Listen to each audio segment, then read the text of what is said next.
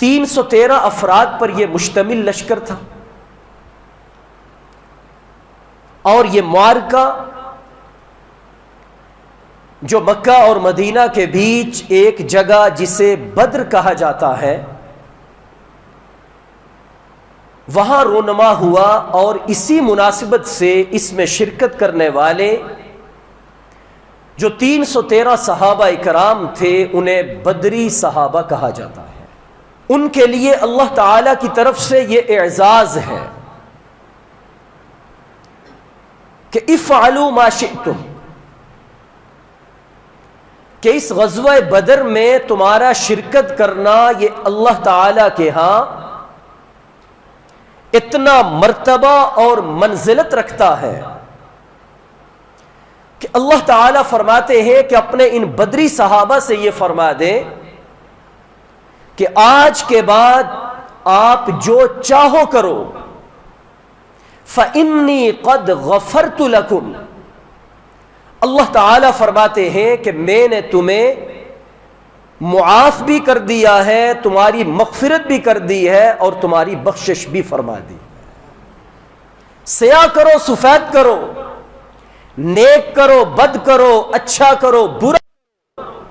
اس غزوہ بدر میں شرکت کرنا یہ اتنا بڑا اعزاز ہے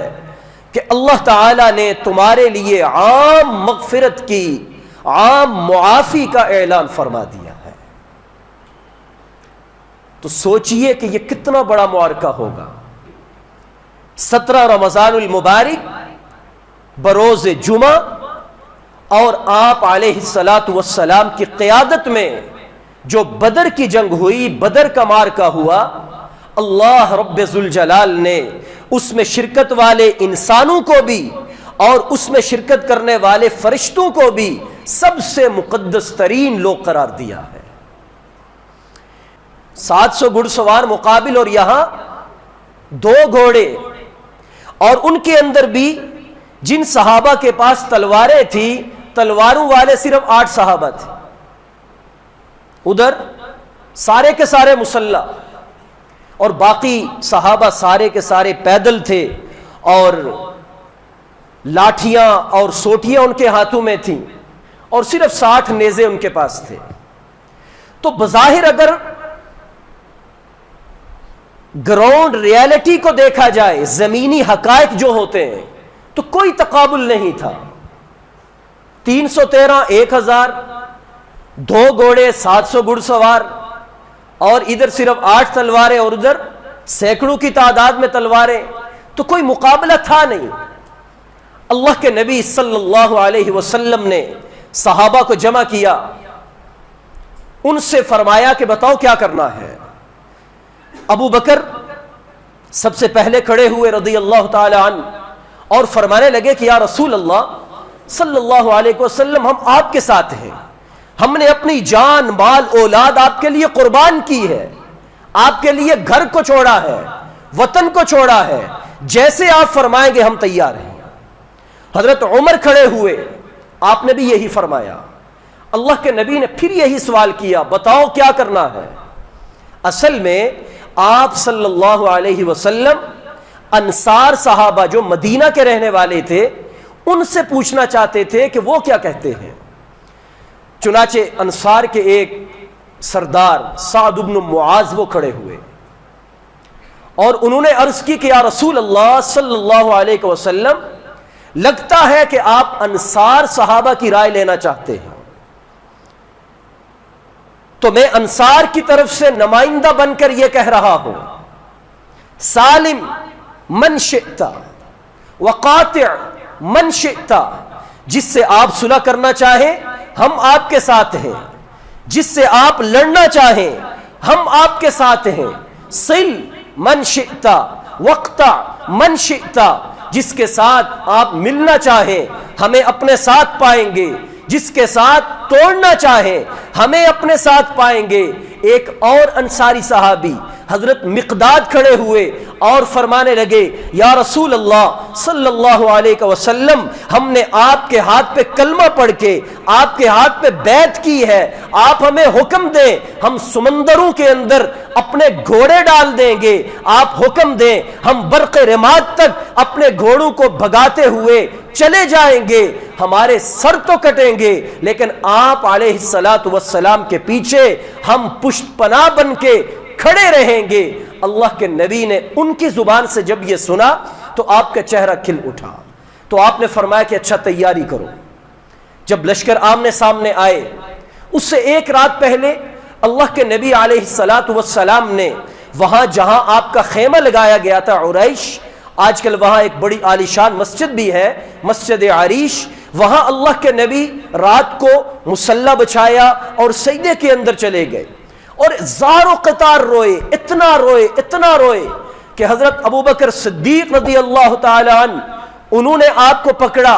آپ علیہ السلام نے ہاتھ اٹھائے اور یہ عرض کی کہ اے باری تعالی، روئے زمین پر یہ جو لشکر ہے، اگر آج یہ عصابہ، یہ جماعت تو نے ہلاک کر دی، لن تعبد ابدا، اس روئے زمین پر پھر تیری عبادت کرنے والا کبھی کوئی نہیں رہے گا۔ یہ کتنی بڑی بات ہے کہ آپ صلی اللہ علیہ وسلم اس صحابہ کے لشکر کی کیا شان بیان فرما رہے ہیں کہ یا اللہ، اگر یہ جنگ میں یہ لشکر، یہ مٹھی پر جماعت، یہ میرے ساتھی ہلاک ہو گئے تو روئے زمین پر تیری عبادت کرنے والا قیامت تک کوئی باقی نہیں رہے گا۔ حضرت ابو بکر نے عرض کی کہ یا رسول اللہ اب بس کر لے، اللہ کی مدد آ گئی۔ چنانچہ جب لشکر آمنے سامنے آئے، ایک بگولا اٹھا، حضرت علی نے عرض کی کہ یا رسول اللہ یہ کیا ہے؟ اللہ کے نبی علیہ السلام نے فرمایا کہ جبرائیل امین 500 فرشتوں کے ساتھ زمین پہ اتر چکے ہیں۔ پھر ایک بگولا اٹھا، پھر حضرت علی نے پوچھا یہ کیا؟ آپ علیہ السلام نے فرمایا یہ میکائیل ہے جو 500 فرشتوں کے ساتھ آپ کی مدد اور نصرت کے لیے زمین پہ اتر چکا ہے۔ تو جب آپ اس کی صفیں سامنے آمنے آئیں تو کفار کی طرف سے بڑے لڑائی کرنے والے پہلوان عتبہ بن ربیعہ، شیبہ بن ربیعہ اور ولید بن عتبہ، 2 بھائی اور ایک ان کا بیٹا، یہ تینوں میدان میں نکلے مسلح، اور آ کر حل من مبارز کا نعرہ لگایا کہ ہمارے مقابلے میں کوئی ہے تو سامنے آئے، اور پھر اشارہ فرمایا اپنے چچا کو حضرت حمزہ کو، حمزہ اٹھے، اللہ تعالیٰ کے شیر خدا حضرت علی کو کہ علی اٹھے، اور آپ کے تایا کے بیٹے حضرت عبید بن حارث، ان سے فرمایا کہ آپ اٹھے۔ اب یہ تینوں ان کے مقابلے پر چلے گئے۔ حضرت حمزہ کے سامنے عتبہ آیا، آپ نے تو یوں منٹوں کے اندر اس کا کام تمام کر دیا۔ حضرت علی رضی اللہ تعالی عنہ نے بھی کچھ ہی دیر کے بعد شیبہ کا کام تمام کر دیا۔ ولید نے حضرت عبید کو زخمی کر دیا، وہ گر پڑے۔ اتنی دیر میں یہ فارغ ہو چکے تھے، انہوں نے اپنے بھائی کی مدد کی اور ولید کو جہنم واصل کیا اور عبید کو زخمی حالت میں اٹھا کے نبی کریم صلی اللہ علیہ وسلم کے پاس واپس لے آئے۔ تو اس طرح اس جنگ کا آغاز ہوا۔ جب کفار نے اپنے ساتھیوں کو مرتے دیکھا تو ابو جہل نے یہ اشارہ کیا کہ ہلہ بول دو، اگٹھے حملہ کرو، کہ یہ مٹھی پر ہیں، تم 1000 ہو، جب یکدم حملہ کرو گے تو ان کو پیس کے رکھ دو گے۔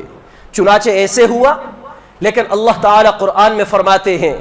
وَلَقَدْ نَصَرَكُمُ اللَّهُ بِبَدْرٍ وَأَنْتُمْ أَذِلَّةٌ، کہ تمہاری تعداد اتنی تھی کہ تمہیں شکست ہونی تھی،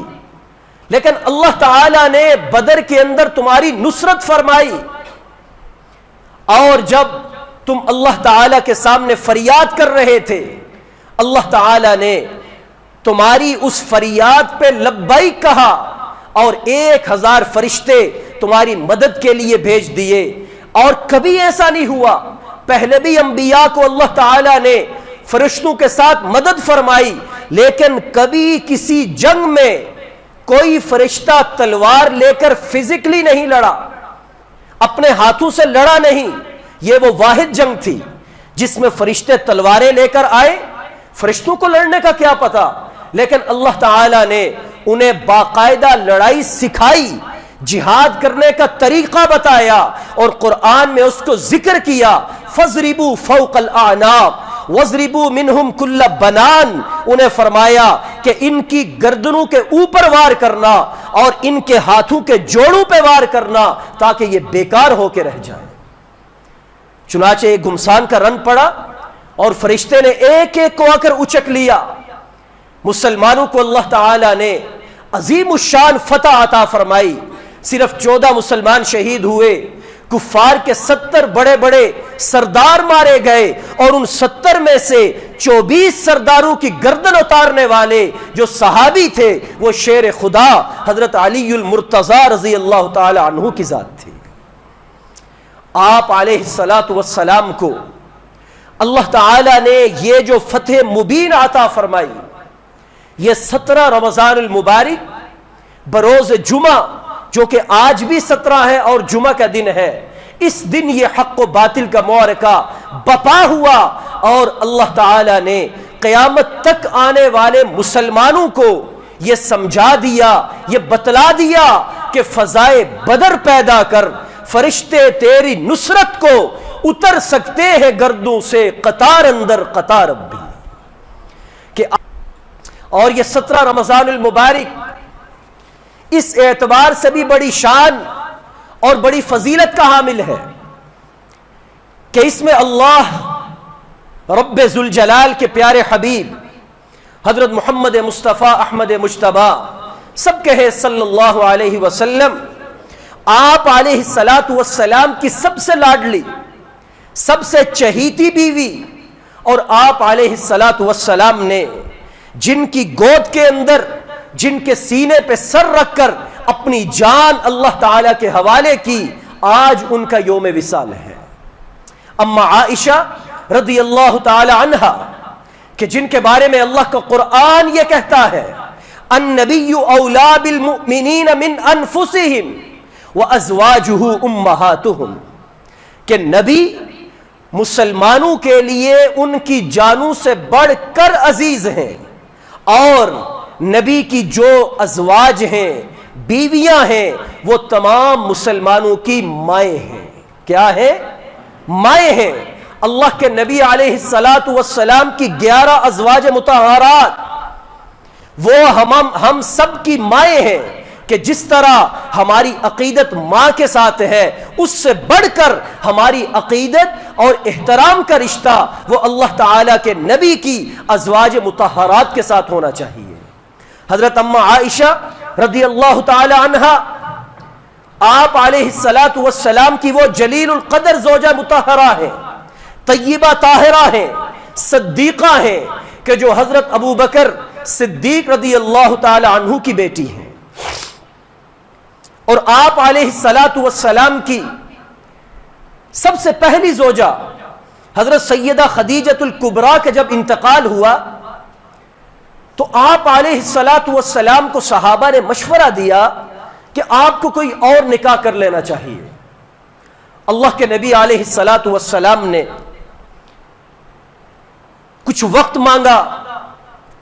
سوچنے کے لیے, کہ اسی اثناء میں آپ علیہ السلام کے پاس جبرائیل امین آئے. یہ بعد میں جب نکاح ہو گیا تو اللہ کے نبی نے اما عائشہ کو خود بتایا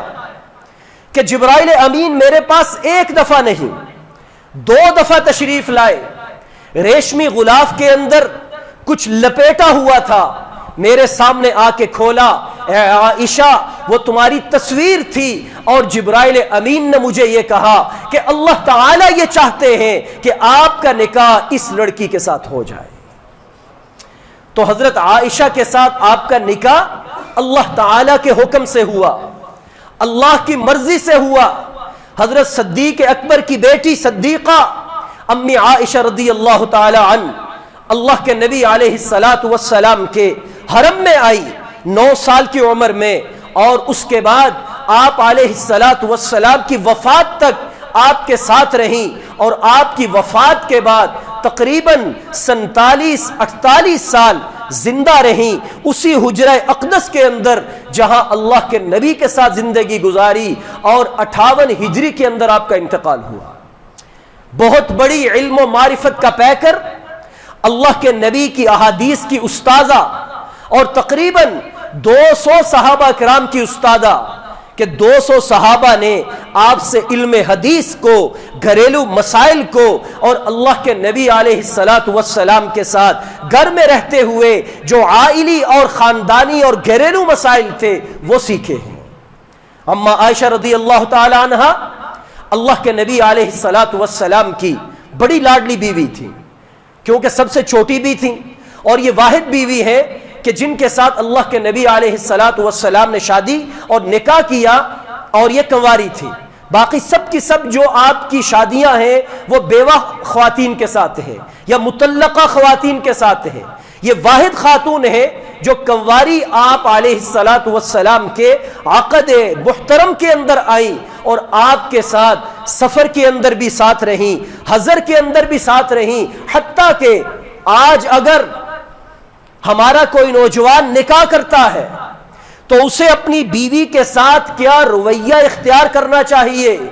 کس انداز سے رہنا چاہیے، کس طرح چلنا چاہیے، کس محبت کا اظہار کرنا چاہیے، وہ سب کا سب آپ کو نبی علیہ الصلاۃ والسلام اور اما عائشہ کی جوڑی کے اندر ملے گا۔ میں ایک عجیب بات آپ کو بتاؤں، شاید آپ میں سے کسی نے یہ نہ کیا ہو، اور زندگی میں مشورہ دے رہا ہوں کہ اس سنت پہ عمل کرنے کے لیے ضرور کر لینا۔ اما عائشہ جب رخصت ہو کے آئیں تو چونکہ چھوٹی تھیں تو ان کو آٹا گوندنا نہیں آتا تھا۔ آقا کریم صلی اللہ علیہ وسلم نے، فخر دو جہاں نے، امام الانبیاء نے، اللہ کے حبیب نے،